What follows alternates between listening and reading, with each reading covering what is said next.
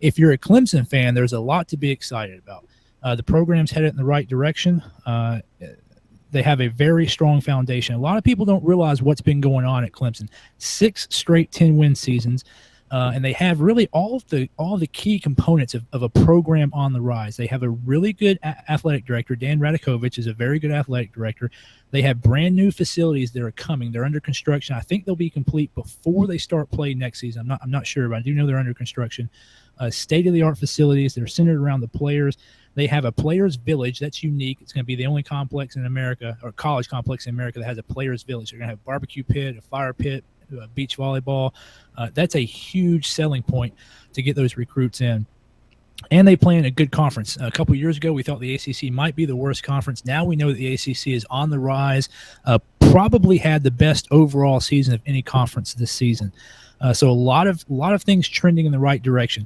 The only 2 things I would be concerned about with Clemson is they're not in a traditional recruiting hotbed, even though they are close to Atlanta, they are close to Middle Tennessee, they are close to Florida. They're still not in the middle of a traditional recruiting hotbed, so they still have to travel. And the big question for Clemson is, what happens when Nick Saban retires at Alabama? Don't think Dabo is going to go anywhere except for Alabama. And I think a lot of people think that he is the heir apparent to Saban when Saban decides to retire. I don't think that's going to be anytime soon.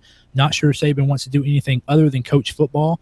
And I think Saban's determined that Alabama is going to be his last stop. But when Saban leaves, the natural fit would be Dabo going home to Alabama, where he played. He was born in Birmingham, grew up in Pelham, going home, and that's the only place he's going to leave Clemson for. So if I was a Clemson fan, the only thing I would worry about is when Nick Saban's going to retire.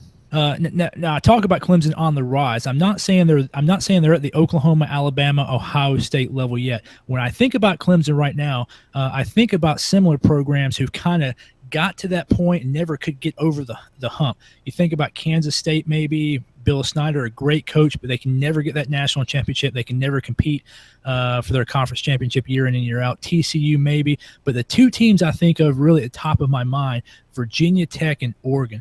Virginia Tech under Beamer had those 2 decades of really successful football, but they can never get over that hump. Oregon with Chip Kelly had Joey Harrington 10 or 15 years ago than the Chip Kelly era, but they can never get over that hump. Clemson, that game Monday night, may put Clemson over the hump moving forward to where they can get to that elite level. Here's the other thing about Clemson. You can kind of carry this over to the Dabo conversation.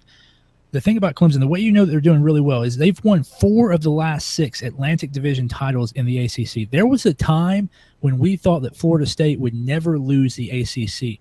The first 9 seasons Florida State was in the conference, 92 to 2000, they were 70-2 in the conference. It took them 4 years to lose a conference game. And now Dabo has taken a Clemson program, and he has won 4 of the last 6 Atlantic Division titles.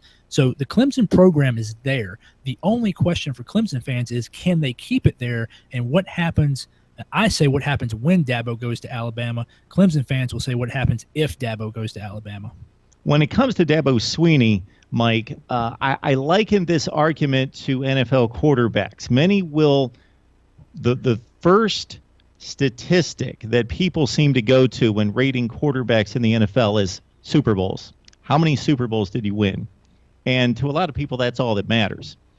Dabo Swinney, to me, had already established himself in winning year after year after year, considering where the program was, not desolate or in oblivion, but a marginal program to a step above that, winning 6 and 7 and 8 games per year, and then raising it to the level where they're beating LSU and Ohio State in postseason games, where they're beating Florida State on a semi-regular basis. So even if he doesn't win it, I know it's part of joining the club, and it's official, it's accreditation, doing what he accomplished on Monday night. But I think that he had already reached that status to a certain extent that you could put him, maybe not from a legacy standpoint, but from a here and now standpoint with Urban Meyer and Nick Saban and a few others around the country.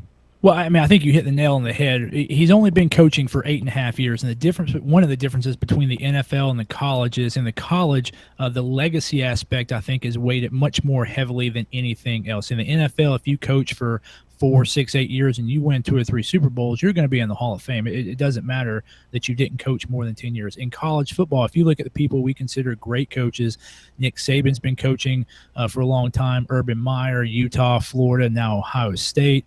And then you look at the great ones, Stagg, Bryant, Bobby Dodd, all the famous coaches. You think about their longevity. They coach for 20, 30, 40 years. Bobby Bowden at Florida State that I just talked about, of course, Neyland at Tennessee. They coach for years. So I think in college football, longevity is maybe the most important thing. So Dabo's only in his 8. He's just finished up his 8.5 season. But you're right. He has the numbers at this point to project out to be one of the great coaches. 98-28, 54-15 in conference, 1 national championship, 3 conference titles. To me, the real litmus test for a college coach is not national titles, it's conference titles. 3 conference titles, 5 division titles, 7-4 in bowls. And here's why. In the NFL, you just have to get into the playoffs, and then you have to get hot at the right time. I'm not, probably sacrilege to a lot of football fans. I'm not a big Bill Parcells fan. I don't think he's that good of a coach. I just think he got a couple of his teams into the playoffs and they got hot and they won a couple Super Bowls. In college, you can't do it. You have to grind on the recruiting trail, and you have to grind through the season through a grinding conference schedule, and then maybe in the bowl era, then maybe you got matched up in the right bowl. In the BCS era, maybe you were one of the final 2 teams. In the CFP era, 3 years now, you just have to be one of the final 4. So to me, 8.5 seasons, 3 ACC titles, particularly with FSU's dominance early in that conference, I think Dabo's on the right trajectory to get to that Frank Beamer, Bill Snyder status. Has a possibility to get to the level of Meyer and Saban. Is he on that level right now? And maybe in the same zip code, maybe knocking on the door, but I don't think you can compare him to Saban and Meyer now until he gets a little bit more under his belt as far as time-wise and accomplishment-wise. But he is certainly on the right path. That's not taking anything away from Dabo. It's just that he's only been there 8.5 years. Mike, I love what you say about the conference domination and what that means. And if you take it pre-1998 especially, because look at Joe Paterno's track record at Penn State on the field. Okay, he actually had more undefeated seasons than national championships. He couldn't control where Penn State was going to play. He actually won a national championship when he lost a game in 1982, and they beat Georgia in the Sugar Bowl and Herschel Walker. But he had other seasons. He did everything possible that he could control and didn't win a national championship. Now, once we got to the BCS era, sure, there was a little bit more control of pairing up what was considered to be the 2 best teams in the country. And now that we get to the playoff, most likely, if you win a conference championship, you're going to be in good shape, most likely, even though there's 1 spot missing. And this season, 2 conference champions not reaching the field.